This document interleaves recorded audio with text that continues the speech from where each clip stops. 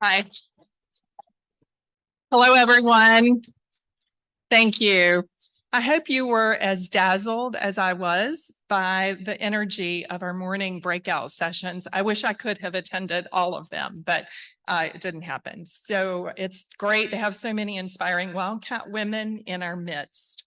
I'm Carol Connor Willingham, and honored to be an alumna of the class of 1977, which, as y'all know, was Davidson's very first class of freshman women way back before we would have been more appropriately called first years.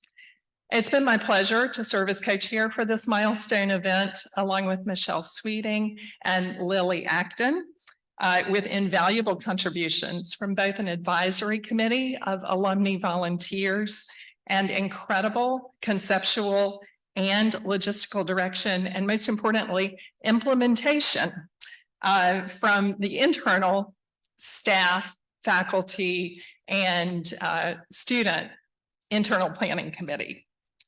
I'd like to give special thanks to Danielle Strickland, Jennifer Wright, and Deidre Smith, Davidson staff members who led this effort with matchless enthusiasm, creativity, professionalism, a lot of patience, and just a few minutes ago, some tap dancing when something went awry at the last minute.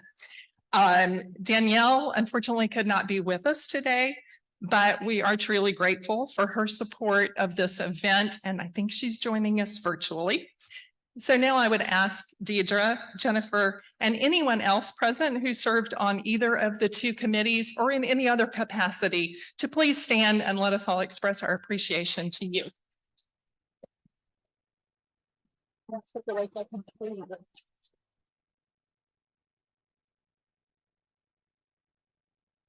Deidre and Jennifer, would y'all stand up and wave just so you get a little extra special? Thank you.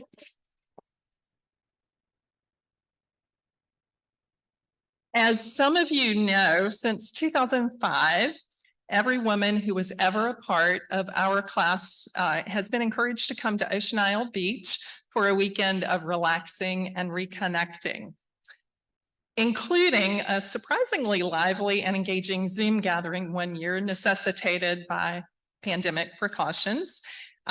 This year, actually, this very weekend would have been our 19th consecutive beach trip. But we really are thrilled to be on campus instead of at the coast. And there are, I think, 40 of us who are here to celebrate with all of you.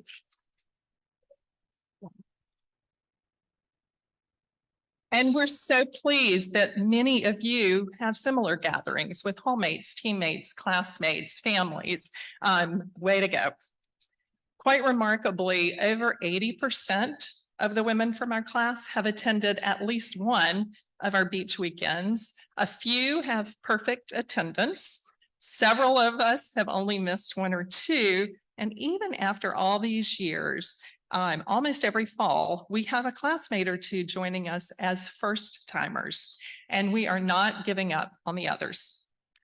Anyway, a talented friend of ours from the class of 1976, a guy, caught wind of our beach gatherings a number of years ago. And in addition to taking us out on his boat for sunset cruises on the Intracoastal Waterway, he wrote and recorded a song in our honor. We play it every year at the beach, remembering the highs and the lows of our student days. Listening to this special song in the company of so many dear friends never fails to evoke strong emotions. And kudos to the college staff who played it last night as our kickoff session concluded. So John Stanfield entitled his song Pioneers. And one of the lines I especially love refers to a pioneer as someone who helps to build bridges. Seeing 5+ decades of Davidson alumni and friends assembled here, along with current students, staff, professors, and family and community members is a powerful affirmation of the legacy of all of the women who have made their mark on Davidson. From the now almost 100-year-old chambermaids atop Chambers building, to the women who studied at Davidson but were not eligible to earn a degree, to the women who cooked and served our meals, and yes, for some of us, did our laundry, to the brave and confident exchange and transfer students, to the hardworking support staff, professors, coaches, and women in the community who were and are our mentors, our inspiration, and our friends. We salute and thank all of you.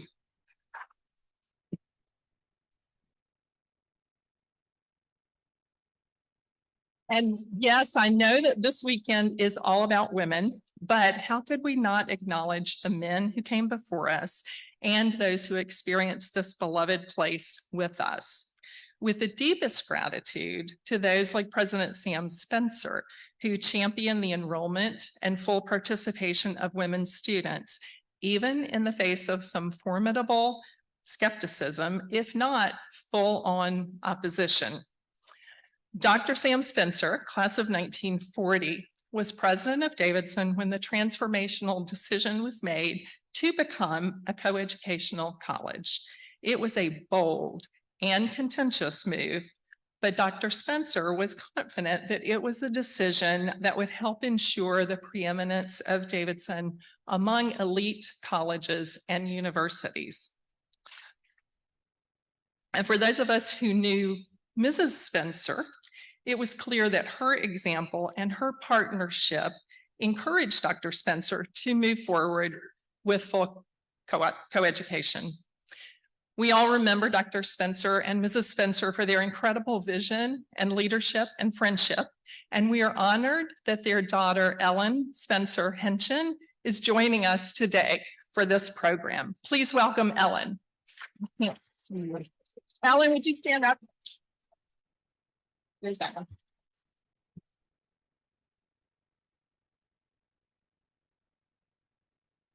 Thank you, Ellen.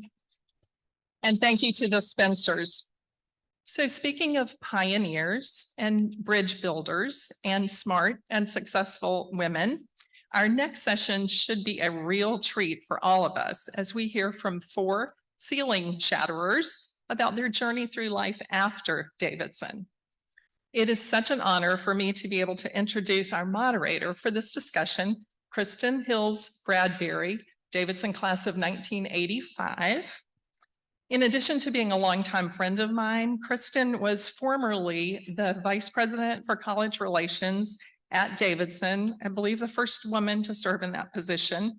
She also served on the Board of Trustees here as well, chairing the Presidential Search Committee that brought us now President Emerita Carol Quillen. Kristin also provided bold leadership for the steering committee for the Davidson Trust and amazing leadership for the record-breaking $250 million Let Learning Be Cherished campaign. This woman can recognize talent, and wow, can she ever raise money. During her 8 years on the Board of Trustees, Kristin and her colleagues wrestled with many weighty and often quite controversial issues: budget, curriculum, governance, admissions, the list goes on. But if you were maybe a student here in 2008, anybody who was a student here in 2008, or the parent of a student in 2008, you will likely remember and be super grateful for the not one bit controversial trustee decision to personally pick up the tab for all Davidson students who wanted to go to Detroit to cheer on the Cats. To cheer on the Cats led by baby-faced Steph Curry during their magical Elite Eight run. Was that not an especially great day to be a Wildcat? Kristin's faithful devotion to alma mater and to her community continues. It's remarkable. And I should also mention that she is a proud Davidson mom. Kristin continues to make an impact as a strategic advisor to nonprofits in the Charlotte area and beyond. Please join me in welcoming Kristin, who will then introduce our panelists.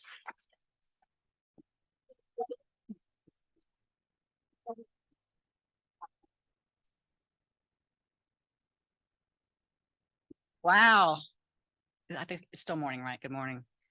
What an honor. I am so excited about the conversation that you're going to get to hear in a moment. We've had some chance to catch up with these remarkable women this week, and I'm going to introduce them to you now. First, Julia Edwards Ainsley, class of 09, is the Homeland Security correspondent for NBC News.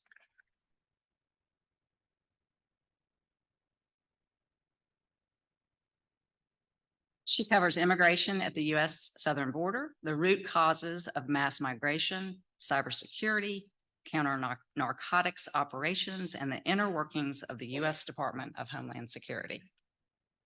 Next, one many of you know, Ann Clark, class of 80, was the first female superintendent of Charlotte-Mecklenburg schools.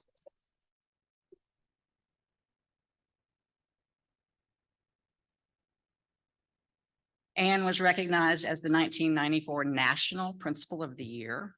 She spent 35 years in public education as a special education teacher, principal, chief academic officer, deputy superintendent, and superintendent. Next, Anna Katherine Clemmons Clay, class of 01, is a national freelance writer, assistant professor of practice,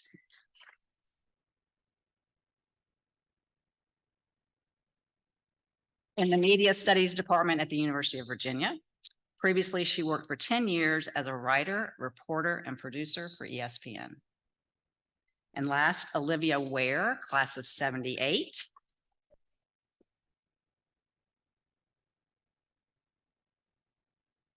She's a biopharma executive and board member, corporate board member.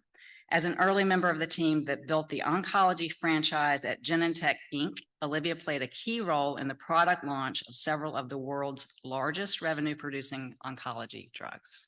And get started.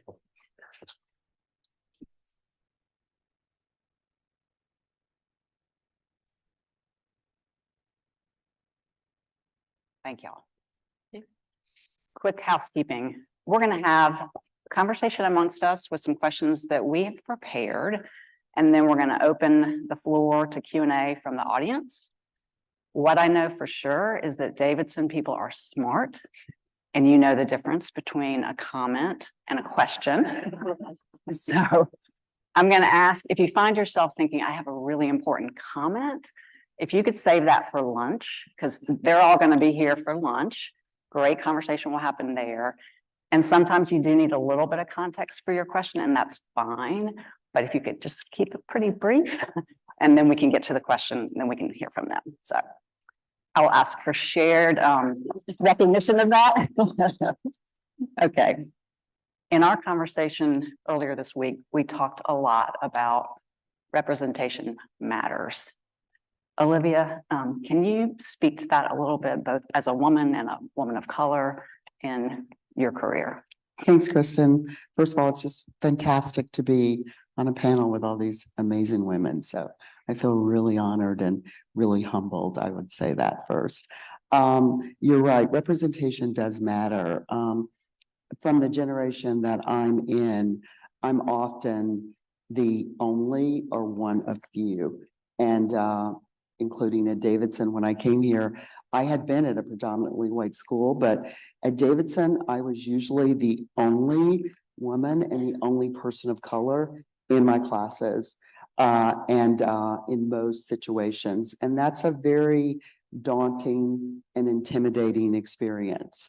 And what usually happens, and people expressed this, I think, at our panel last night, it's sometimes you're not fully yourself when you're in an intimidating and daunting environment. And I'm sure there were times at Davidson when I was not realizing my full potential because of being an only or one of few. That really speaks to, but you have to be in the room where it happens, as Manuel Lynn Miranda would say. So that's sort of first steps. But that experience really speaks to the fact that critical mass is also really important. This is critical mass now, you were wondering. And I happened to be very fortunate at one point in my career at Genentech when we were starting up our oncology business, and all three of the senior women in our commercial organization, all three senior executives were women, head of sales, head of marketing, and our president, who was a Black woman from biopharma. And it was an incredible experience. And I saw through critical mass, wow, the opportunities that women got. And it was probably a combination of us showing up to our full potential and having women who saw us as able and capable to do that. So it was really taught me the importance of having more than just one or a few. And then finally, as I had became a more senior person in our organization, I really saw the benefit of having someone who has experienced what I had experienced as a person of color, as a person who lived in as an underrepresented person. I got the opportunity to be in the room where there might be unconscious bias, sometimes overt bias, and I'm able to speak up to that, help people recognize it. And sometimes by simply being in the room, my male colleagues also say, wait a minute, they notice it more too. So the final thing I'll say about representation, that sort of speaks to nice to be in the room, nice to be able to participate when you're in the room. And finally, as women and people of color, being able to be the person who represents for the rest of the organization that it's possible. It's really hard to believe you're going to be a senior person if you don't see another senior person. Thank you. You know, we hear about unicorns, but, you know, it's hard to believe they really exist when you don't see one. And so as I became more senior and I saw that, and especially as I became a director and I was in organizations where, you know, I'm not really in a position where I'm going to be fired or I'm worried about my job really. It's amazing to me how women, people of color come up and go, just having you here, just seeing somebody who has natural hair, who looks like me, makes me believe that the organization is not just talking the talk, they're walking the walk. And knowing that you're in the boardroom just makes me feel really comfortable. So it's about representation, absolutely vitally important. You can't participate if you're not in the room. You need to get to the table. And when you're at the table, you need to feel like you're being included. And it's our job as women to do that. I'm fortunate that the roles that I have, especially as a director, are the result of two amazing women. So they, who get asked to do everything in biopharma, finally said, you know, call this woman, she'll be great. Because one of the first questions you get asked as a director is, have you ever been a director of a publicly traded company? So to get out of that catch-22 can be really hard. So I was fortunate to have two women, one Black, one white, who said, you know, I can't do it, but I have a great woman for you. So now in biopharma, we're kind of saying, you know what? People are always calling senior people and people who already have the job to say, will you do it? So we say, let's recommend another woman. Let's look for women in our sphere who we can recommend and push forward. Guys do that all the time. And that's just because people tend to recommend people that they know and that they're close to. Why wouldn't you? You want to recommend people you know something about. We know something about other women. It's our job to make sure that happens. So That's representation, it matters. So, yes, that's what. And I believe, Katherine, you had said that you have students who take your class, a lot more women take your class. Talk a little bit about that. Yeah, so I started teaching, first of all, echo Olivia, amazing to be here. Anytime to be back at Davidson is a treat, but especially learning and seeing about so many amazing women is awesome. So when I started teaching at UVA 8 years ago, I wanted to take my experience. The sports industry, the media industry is about 90% male, 10% female today. And when I worked in it, it was about 95% male, 5% female. And so when I started teaching, I assumed I would get mostly male students. UVA population is pretty split for cisgendered male, cisgendered female. And I was surprised to see I had a lot of female students. And after that first semester, I had one student who she's now a producer at ESPN LA. And she wrote me a note, a handwritten note, which if there are any students here, please continue the art of handwritten notes. And she said to me that she had planned to be a lawyer. She was in her second year at the time, but then seeing me and my enthusiasm and my passion for sports storytelling and hearing my stories about being a woman in such a male-dominated sphere where I often early on, to Olivia's point, would try to make myself small or invisible because I would be the only woman in the locker room, the only woman in the clubhouse, at least from a media perspective. And then as time went on and I felt more empowered, I really wanted to empower my students from the moment I started teaching. And she said the combination of the passion for what I do and then seeing a woman do it, she actually wrote in the note, if you can see it, you can be it. And she said, now I don't want to be a lawyer. I really want to work in sports video production. And you make me feel like I can do that. And to Olivia's other point, what I try to do with my students and have continued to do is really connect them to people in the sports media industry, male or female, but often a woman who I know might be more inclined to want to hire them or to give them that chance. And now, I mean, I'm really proud to say of my students who have gone on to work in sports media, I have more female students working in the industry now than male, and hopefully changing that 90-10 to like a 85-15. That is a perfect segue. I know you've got some shocking stats, Anne, on education. Yes, and my situation is just the opposite of what Olivia was talking about. And as I was driving over here this morning, it wasn't lost on me that 70% of the teachers in K-12 education, public or private in this country, 76% are women. But when you flip that to the percentage of superintendents in K-12 education, it's 24%. So representation looked very different for me in terms of being the first female superintendent in a district that was 124 years old at the time I became superintendent. And it really struck me how important representation is when I was walking in the neighborhood and all of a sudden this car pulled over, which was a little alarming at first because there was sort of a quick switch and pulled up right beside me. And the person rolled down the window and said, "Ms. Clark, I just want to say thank you." And she turned out she was a teacher in the school district. And she said, "I just am so excited that you're our superintendent. You know, it's great." I said, "Well, we've had plenty of superintendents that have been a teacher." And she said, "You've been a teacher here and you're a woman." And it struck me then, it was not a teacher that I even knew, but just the fact that she would take the time to pull her car over and say, it's so great as a teacher to see someone leading our district who was a part of the core business of our enterprise, which is teaching and learning. And if you think about worldwide companies, what worldwide company wouldn't have somebody be deemed eligible to lead the core business of that company? And yet, when I was a chief academic officer, I had a superintendent tell me, "And a school board will never hire you as a female chief academic officer." And he did it in a kind way and said, "You're going to have deputy superintendent in front of your name before a school board is going to take you seriously as a female educator." So representation does matter.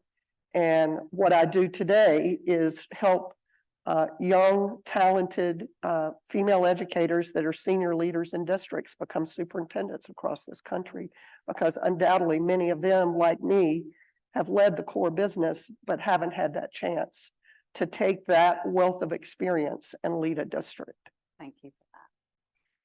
Julia, when we were talking earlier and we were giving you credit for being a woman in this highly male-dominated field, and you did mention there were a significant woman across the hall. So talk a little bit about representation for you in that field and also the choices that you made to pick the topics that you wanted to stay with. That's true. So for me, I feel so lucky in so many ways. I mean, I'm coming along just a little further behind, not much further behind you all, but there are some ceiling shatters that have already come through national media and news. I sit right across the hall from Andrea Mitchell, who talks about how she used to go on air and she had to be makeup ready, but there was no one there to do her makeup. Well, I can show up to work with wet hair and people will take care of it. So that's lovely. There are a lot of women who are on national network news all the time. But the topics I cover with national security and homeland security, primarily at the border, it's mainly the men that I'm interviewing. They're law enforcement agents who are putting their lives on the line, take their jobs really seriously, and for a long time are really used to being interviewed by men. There are more women getting into this field, but I think what I try to figure out is, first I try to check, my own privilege, the fact that I got to come to this amazing school, learn, get such a great education, get to where I am, go to graduate school. And so first of all, when I'm interviewing women at the border who have, come through the Darien Gap from Venezuela, risked everything to come to the border, I need to think about how can I put myself in the most empathetic situation to tell their story. That's what I'm there to do, as well as tell the story of the agent who's out there trying to do their best every day, as well as tell the story of the landowner who might be worried about the fact that we have an increase in immigration, to try to balance all of that. So what I'm trying to do is to remember, first of all, of course, my own privilege, how lucky I am, but to try to make myself stronger as a woman. And where that really has changed is motherhood. And it made my job harder, and I think it made me better at my job at the same time. So 1 and a 3-year-old, and have my husband to thank for taking care of them when I'm on very long work trips. But I think there used to be a part of me that thought, I am so good at not being biased. I can interview women. I was covering family separation in 2018 without shedding a tear, and just really getting into the documents and why they did this and who's accountable, and loved doing that. And then coming back and interviewing people who have been through this after having children, there's something that has changed in my brain, and it's sometimes harder to hold back those tears. So does that make me biased? I don't think so. I think it's made me stronger. But it is harder because I think a lot of the men who are down there who have kids at home, they don't have the same pressures to rush back and make it to the birthday party, to make it to the ballet recital. And so I want to continue to be representative, so that representation does matter, so that someone who's in a hard situation, whether they be a migrant or a business owner or whatever they're going through, has an empathetic ear, someone to talk to. A lot of times women are more likely to share their stories, especially if they've been victims of assault, with a woman. And my producer who I travel with is also a woman. And I think that we're stronger because of it. But I do think that we have added challenges, because there's still, I won't necessarily say ceiling shattering all the time, because there have been so many people who have come before us, but there's still some more trailblazing that has to be done. And so it's a matter of trying to use my gender, my experience, as a strength. Awesome. There was something you said that made me think about your experience, not always, but a few times, I think, when you were at ESPN and people assumed you were the massage therapist or physical therapist, or Yeah. can you speak to that? Yeah. So when I got to ESPN, I worked at ESPN, the magazine, which no longer exists, but it was the magazine arm of ESPN. And that was a very diverse staff, which was great. Like, there were women, there were people of color. It was not a microcosm of what sports media and sports is, right? So then the first time I went into NFL locker rooms or Major League Baseball clubhouses, often as the only female writer, I was very surprised to find athletes who didn't think I was a reporter, who literally, one of them assumed I was the massage therapist, went to lay on the massage therapy table, told me he was ready, and I was like, are you wanting to be interviewed there? And so it was a challenge initially to kind of get past maybe others' assumptions about who I was and why I was there. And it was also challenging because a lot of the males working around me, not all of them, I had one amazing colleague who's here somewhere, Dave Fleming, who's a mentor to me and incredible, but a lot of the men, when I would come into these situations, male reporters, male personnel for teams, kind of wanted to challenge me, right? As in, maybe you don't need to be here. So when's the last time this team won the World Series? Or when's the last time Kirk Cousins threw for 500 yards? And at first it was uncomfortable. And I would say, kind of to what Julia was saying, like, I found Davidson wonderful and challenging. Like, academically for me, it was not easy at Davidson. It was a challenge, but I always liked pushing myself in that way and being challenged. And honestly, one of the things that drew me to sports journalism specifically was knowing, I didn't realize how few women there were, but knowing that I wouldn't be the majority and that it wouldn't always be a comfortable, welcoming environment, right? And so for me, the more I started reporting and becoming the person I was and the journalist I was, even before I was a mom, was also figuring out how to meet that challenge, right? Because I think some of these men just aren't used to seeing a woman in this role, or they aren't comfortable with it, or they assume they know more or have more right to be here.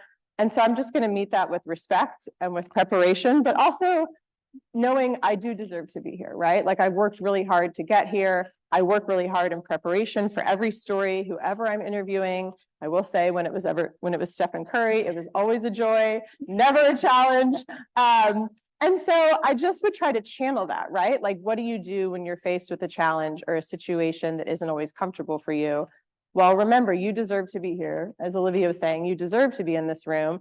Work really hard, and then let the stories that you tell and that you share really help show that as well. And so the more that I did that, and as time went on, there were still instances, as recently as 2018, I had an NBA locker room attendant who wouldn't let me into the locker room during the media time before the game because he said, I don't think women should be in here right now. And so I had to go get another supervisor and, sort of make sure he understood that, in fact, that it was okay for me to be in there.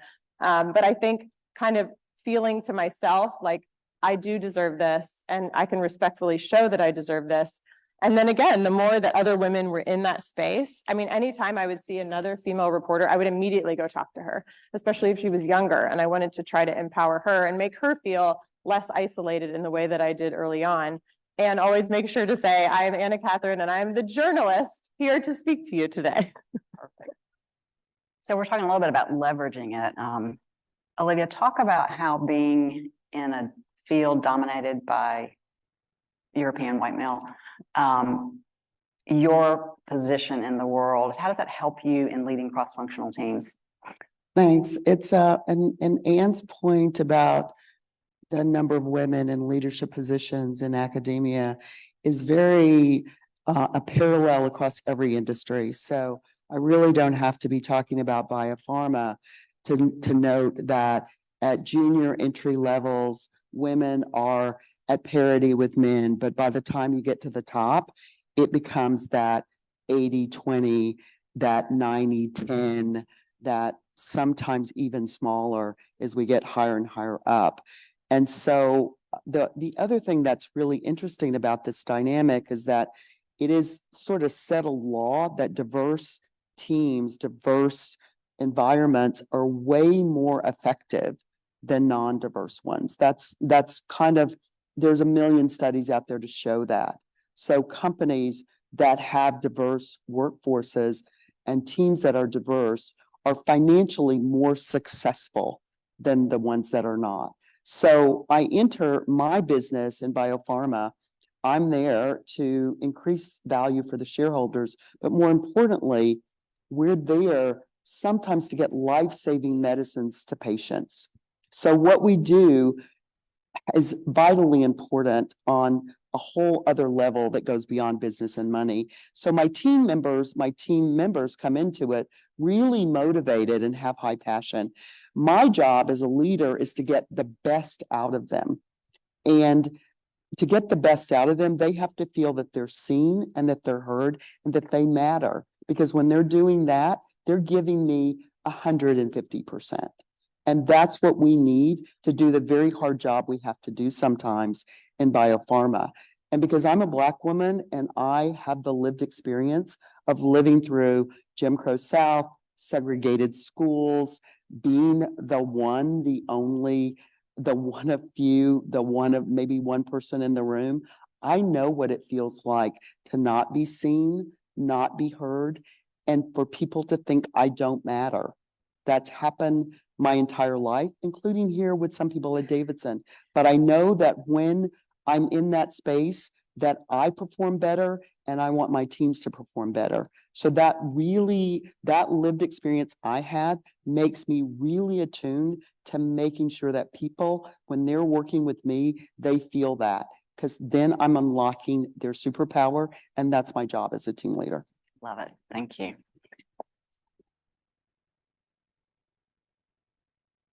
I'm going back to representation again. And you had told me a story about you were building a team. There was somebody who had a hard time with the fact that there were so many women on the team. Yeah, I had the unique opportunity to open a brand new high school in Charlotte. and hire over 200 faculty and staff for that school. And at one point, when we were a couple weeks away from opening, my supervisor from the district office called and said, "Ann, there is some growing concern in the central office that your leadership team has all female assistant principals. And we just learned that you hired a female athletic director." And I really didn't even really know what to say. I was sort of stunned because when you're handed this opportunity to literally start with no one and hire everybody that walks in the door, it's an extraordinary opportunity to find the very best talent out there. And I knew that I had done the best as I could in that way. And I said, "Well, we're hired.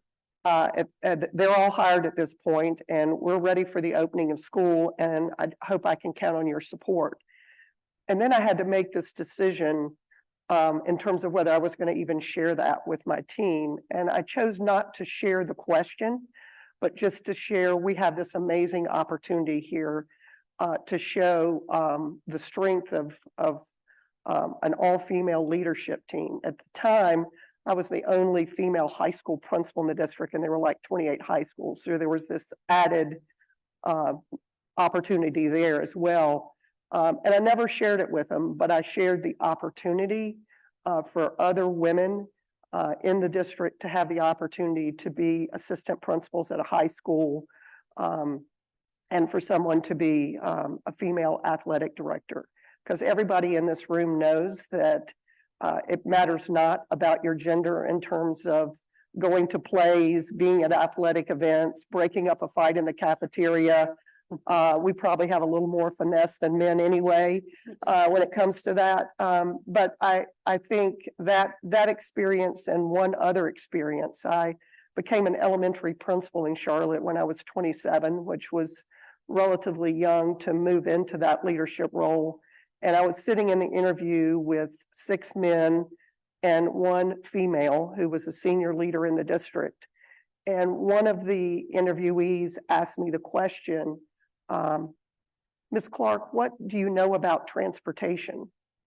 And thanks to Davidson College, I had been a bus driver for Project Excel, which was a program for Charlotte students on the campus in the summer. And I had to drive from Davidson all the way out to the Lake campus. And if you remember that drive, when you're heading down 115, you have to make an incredibly sharp left turn up a hill.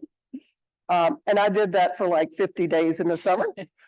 So he was expecting me, I think, to say buses are yellow and have 4 black wheels. And instead I said, I've have a bus driver's license and I've driven a bus for a number of years, and went on to talk about my knowledge of transportation. And at the end of that interview, the woman walked out with me and she pointed her finger at me and she said, "Don't ever let men think that you can't do a job. You are going to be a great leader in this district." I was like 27 years old. I was like, woo.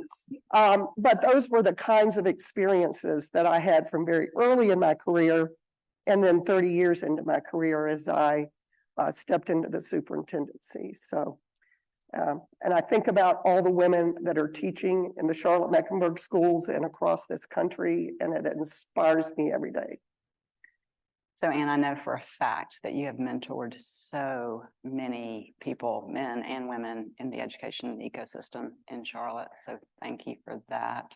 You mentioned the woman who, at 27, was essentially mentoring you.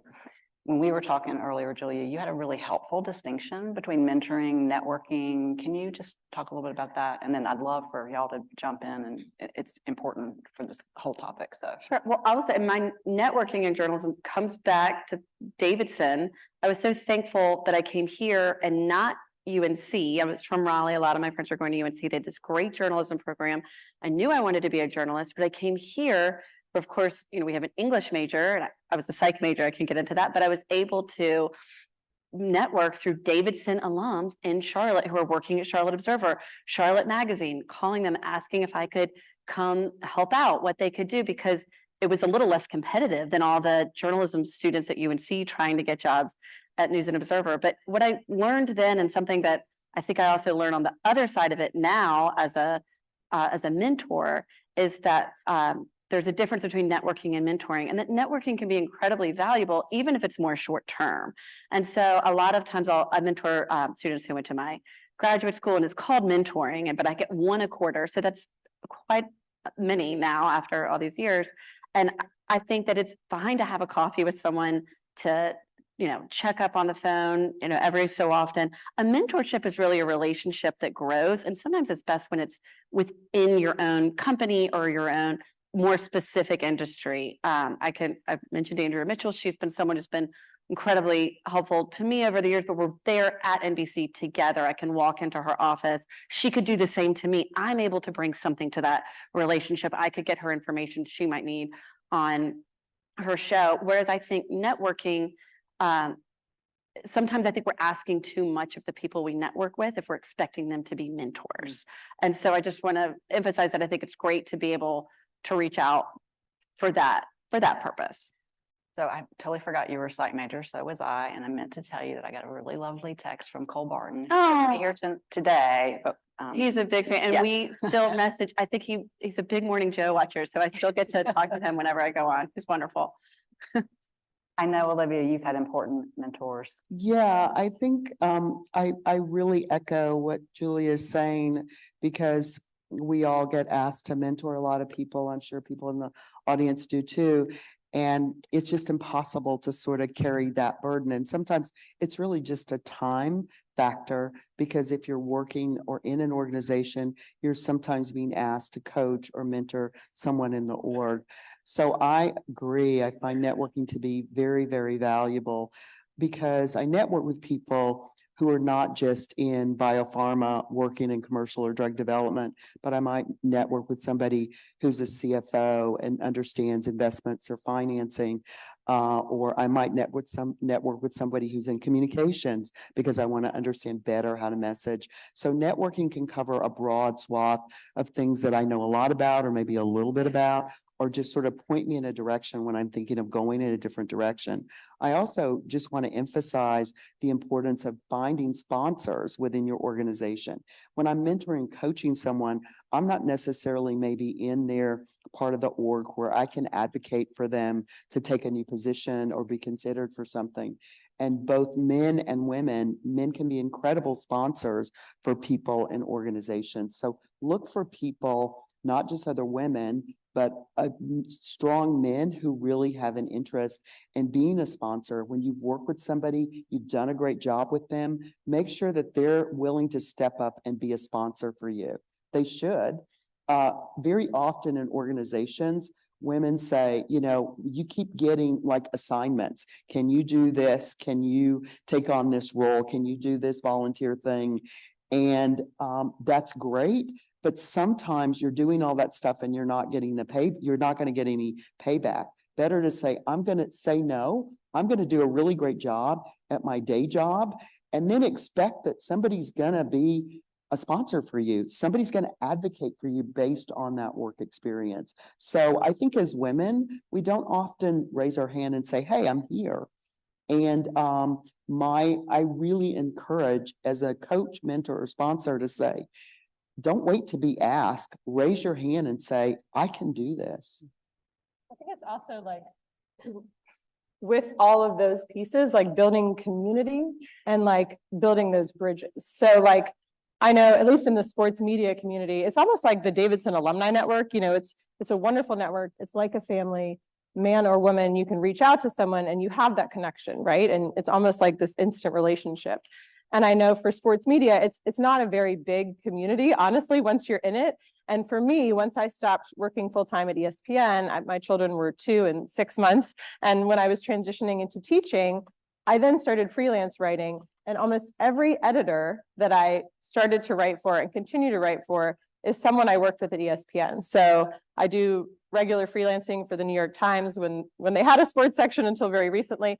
And my editor there was Elena Bergeron, who was one of the first writers I worked with at ESPN. Same thing with Men's Health and GQ Sports. And so it's building that community and investing in it, right? And then now, because I do have a lot of those connections in sports media, Davidson alumni, some UVA now as well, when my students are coming to me and saying, what opportunities are there? How can I find sponsors, mentors, and build those connections? I say, well, here's this whole world, right, that I can help connect you to.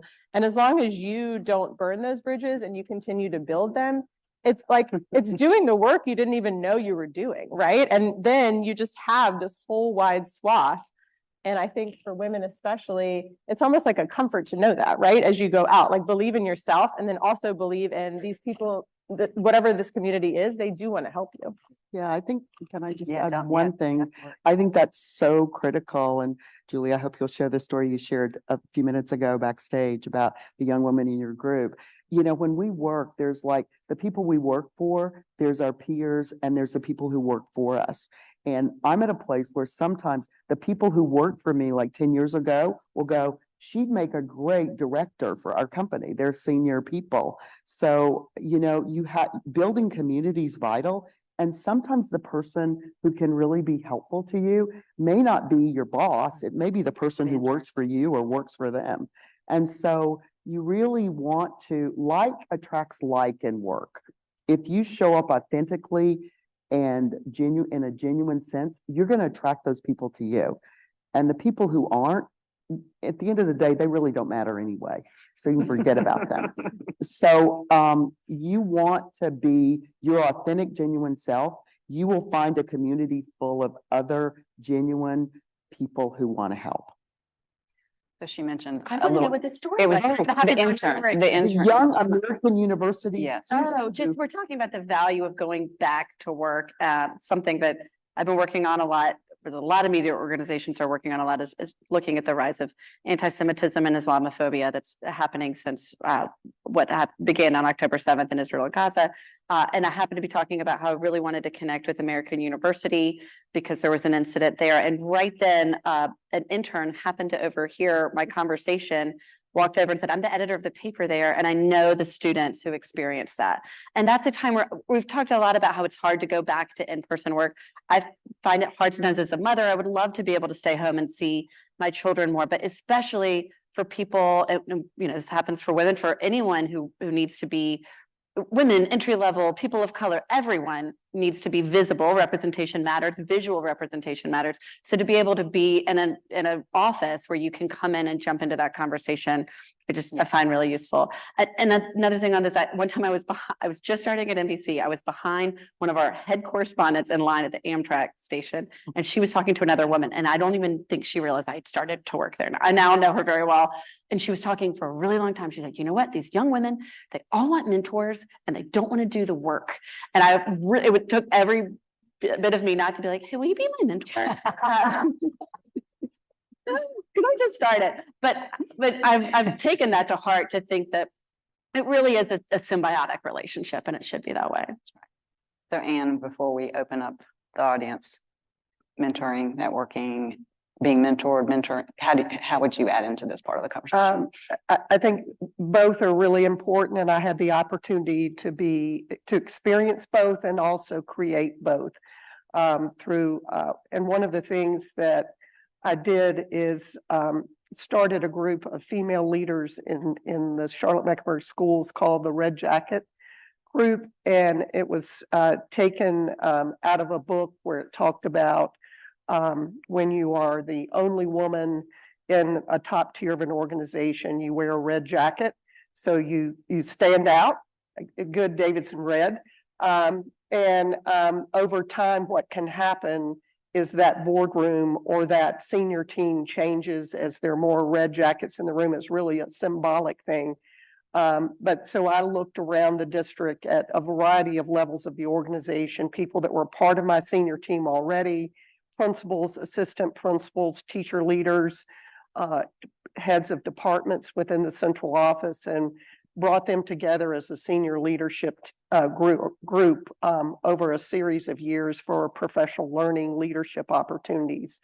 And it is still a group that I am closely connected to, and it's been fun to see those women through that networking, learning together, supporting each other as they had opportunities to move into new roles, see where they have all gone and continue to go in their leadership journey. So for me, that opportunity to bring women together to acknowledge their potential as leaders or their great job and leadership roles, I think is really important.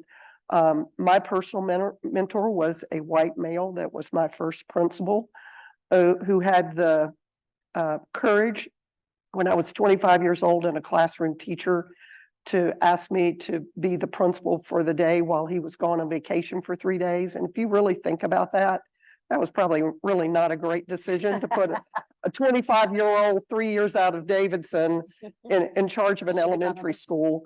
But he did it. And it was that trust and belief in me that caused me to realize at the end of those 3 days, while I was exhausted, that I had really enjoyed it. I had been energized. I really was thriving in that opportunity. And he continued to be a mentor for me for my 34 years. When I went into the central office, he was my boss again and really supported me in opportunities again in that way. And then when I was superintendent, he had retired, but he was a part of what I called my kitchen cabinet of trusted leaders and colleagues that I could turn to and know I would get an honest answer, and that he would hold the mirror up and say, is this who you want to be? So incredibly valuable mentor relationship. And Julia, you had mentioned your first mentor in your career, at least, is, I believe, the husband of a Yes. alumna who is here. And I hope I to see Liz Clayson at some point this weekend, and her husband, Fred Clayson Kelly, was my first mentor. I mean, really went above and beyond. I can't believe how much time I took of his, but I would go down to the Charlotte Observer newsroom practically every week by the time I was a senior here. And my lovely professor, Dr. Shrine Campbell, if she's here, would let me leave class early to go. And so that was very nice.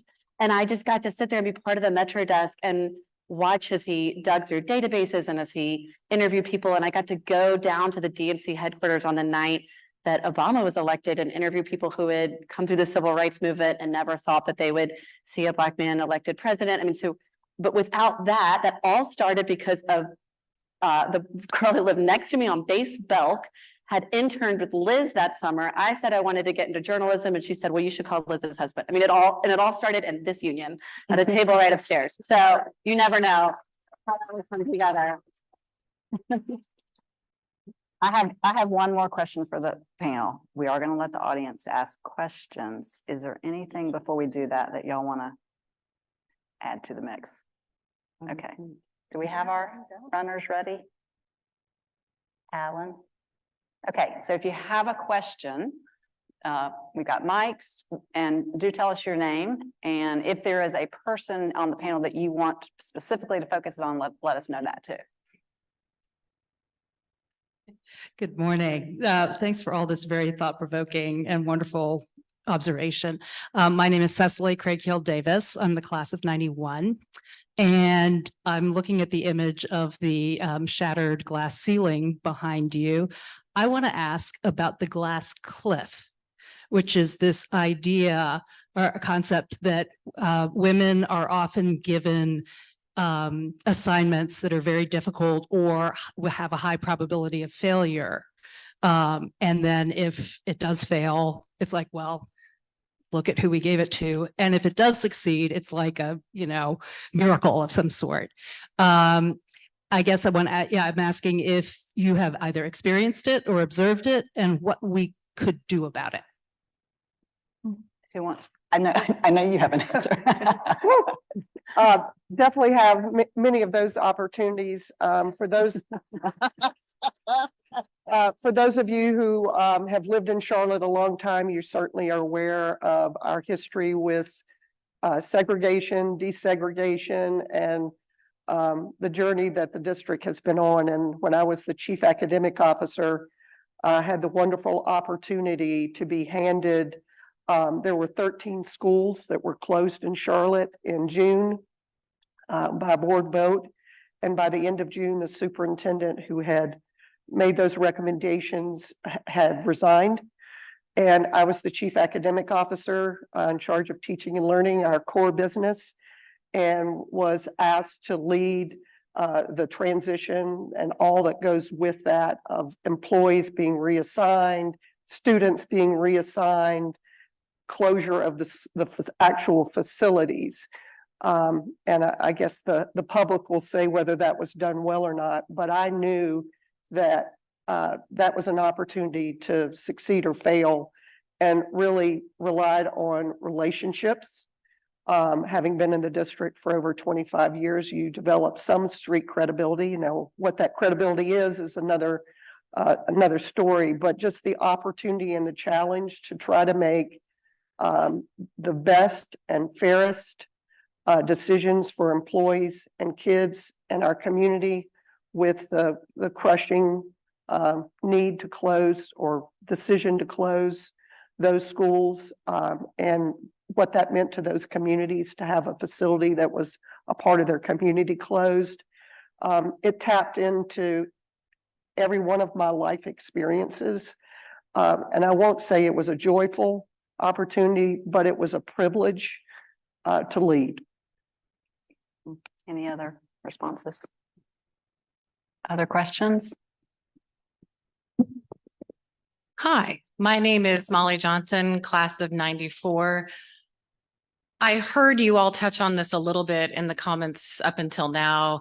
And I think often when you are firsts or trailblazers, you are put in a position to speak for all women, to give commentary on the female experience. I have been very encouraged of late, let's just say of late, that sometimes we're not asked to do that anymore, or we choose not to do that anymore. And I'm curious how you have discerned that. If you still feel any responsibility to kind of educate others. I'm not going to point fingers at my male counterparts, but that's often the case. So especially as we're seeing more red, jackets in the boardroom and so forth, how are you grappling with that?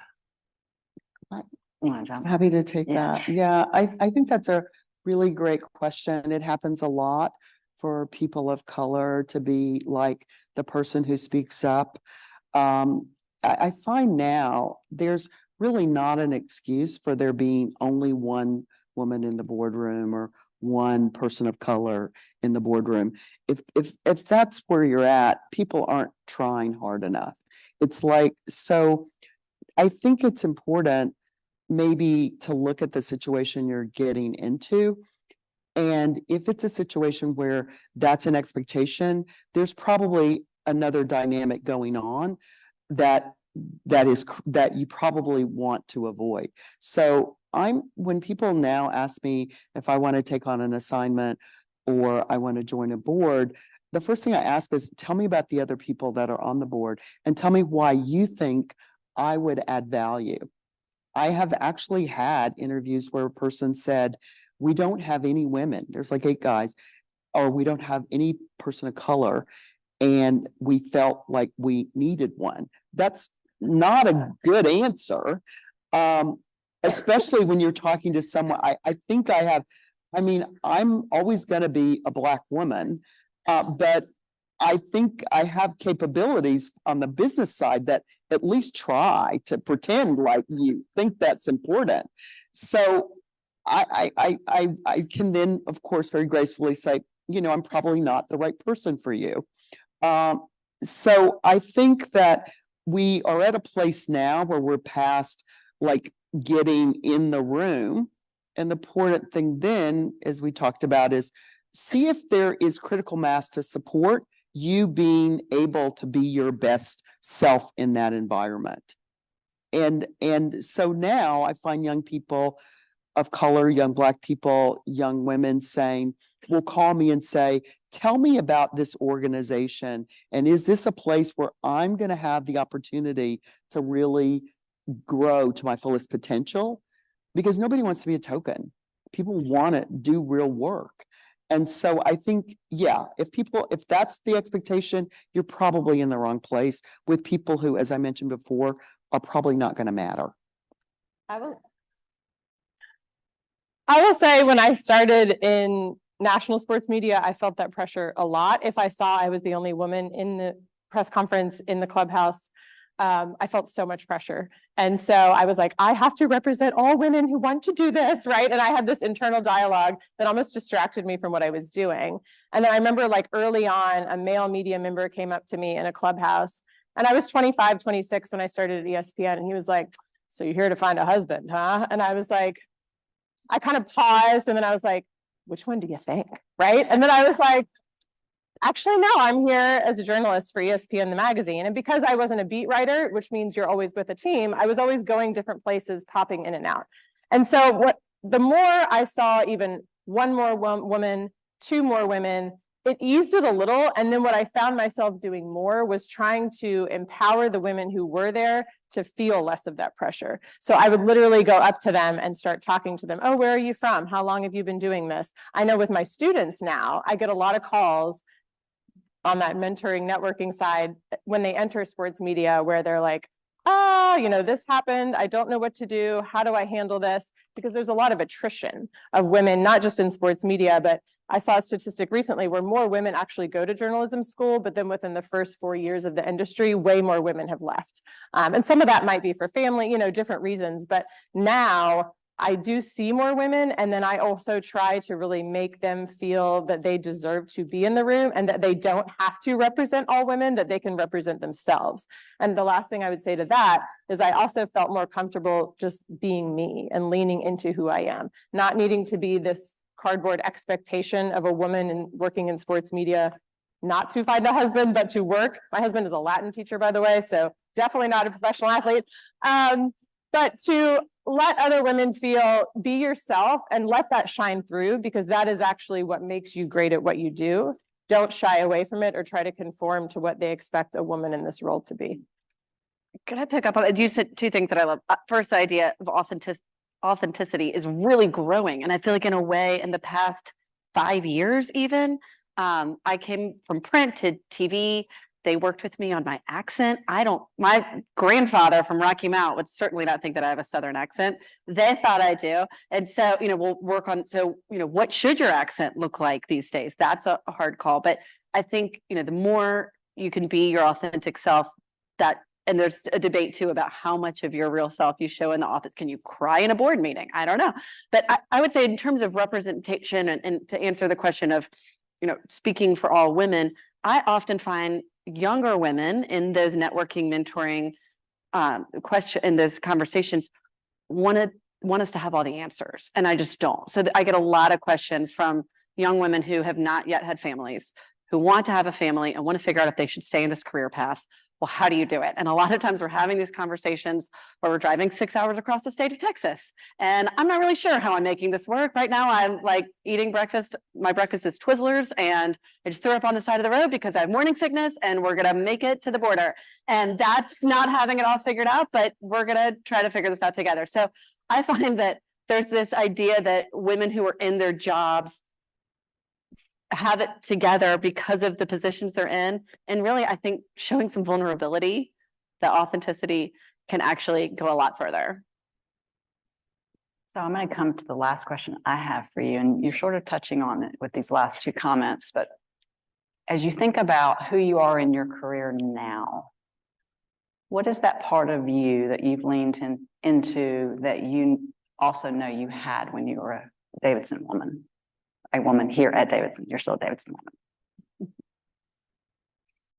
Davidson was hard for me. I will say that first and foremost, a lot of people in my family came here and loved it and did really well academically, and it was hard. I feel really lucky that I can now come back and sit on this stage, but it prepared me in a really great way. And I think it was the resiliency and the grit. They talk about that a lot now. They try to figure out what will make people successful in the long run. And Davidson taught me grit, and it was long nights in the library, or it might be trying to find that friend on the freshman hall and you feel like you're not quite clicking with people. But it was 4 years of working hard, kind of refining who I was, and then being able to take that out in the real world. And there's some times, this time last year, I was in Colombia doing a drug raid, and I still think I was more stressed out sitting in chambers with a little blue book. So that's how Davidson That's how Davidson prepared me. And I think also Davidson encourages us to be curious. And I try to continue to ask questions everywhere I go. Anne, what would you add? Um, I too, I won't say I struggled at Davidson, but I worked incredibly hard. I had a professor tell me early on I was dead set on being an English major, and he said, "You're just not a writer." And I did graduate from Davidson College proudly with a BA in English, and I give credit to Randy Nelson and Gil Holland for helping me be a good writer.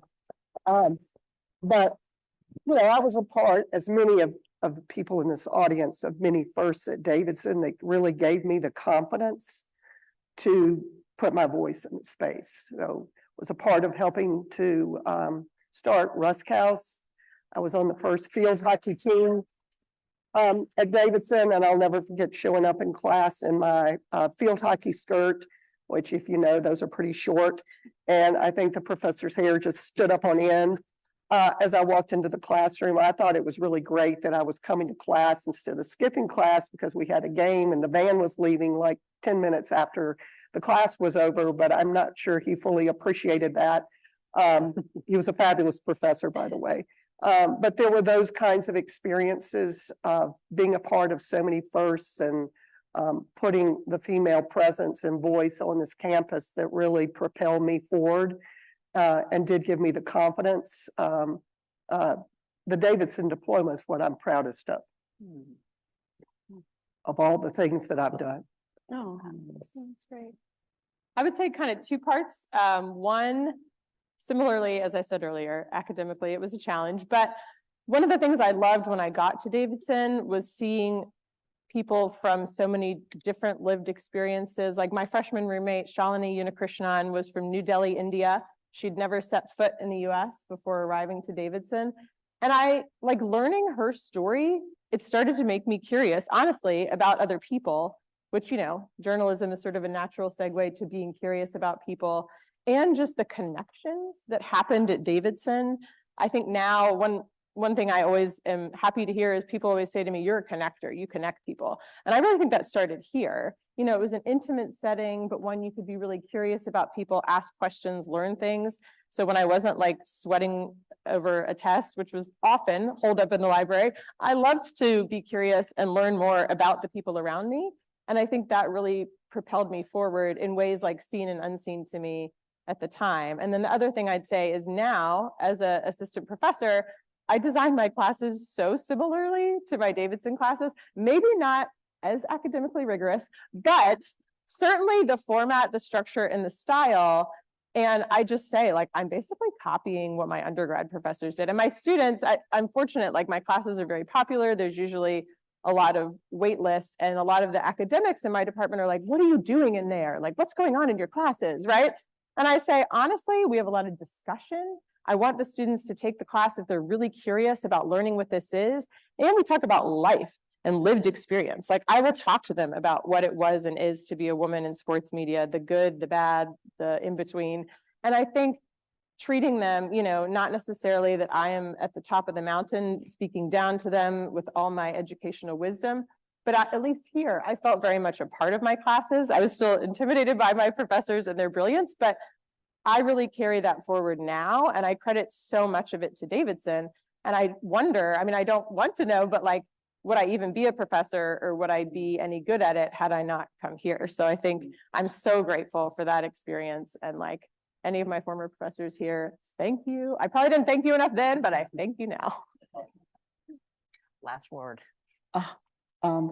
So mine's very closely related to a lot of what my colleague said. The academic rigor really prepared me for a job where critical thinking and really getting to the core problems is a big part of what I do. But I would say more related to the last answer, which is I'm fascinated by people, and I find people incredibly fascinating. And I also am a little bit of the Anne Frank of, I really see the positive side of people. And I love to get to know people on an individual level and find that really goodness in the person. Sometimes I'm totally disappointed. I told you, I've experienced a lot in my life, but most of the time I am just like I was here at Davidson. I am pleasantly surprised by how wonderful people are. When I came to Davidson, I wanted to expand my perspective, and I do that through people. And I was part of every group that I could be a part of, and making friends with people, the artsy ones and the jocks and the nerdy ones and everything in between. I find people incredibly fascinating. Davidson helped me explore so many different types of people that I'd never experienced in my very limited life coming here. So I think that for me, that's still a big part of who I am, and I find sometimes disappointed, but most of the time super thrilled and supported by people, just like I was at Davidson. I'll tell a quick anecdote to show that. I came here at 17. My 18th birthday was in November of my first freshman year. We're getting close to the end of the quarters then. And for my 18th birthday, 30 plus guys threw a surprise birthday party for me, cake and everything. It was really lovely. And it just shows that you can have assumptions about people, and that's really not a good idea. Have an assumption that people are wonderful, and most of the time they will fulfill that. Oh, I love that.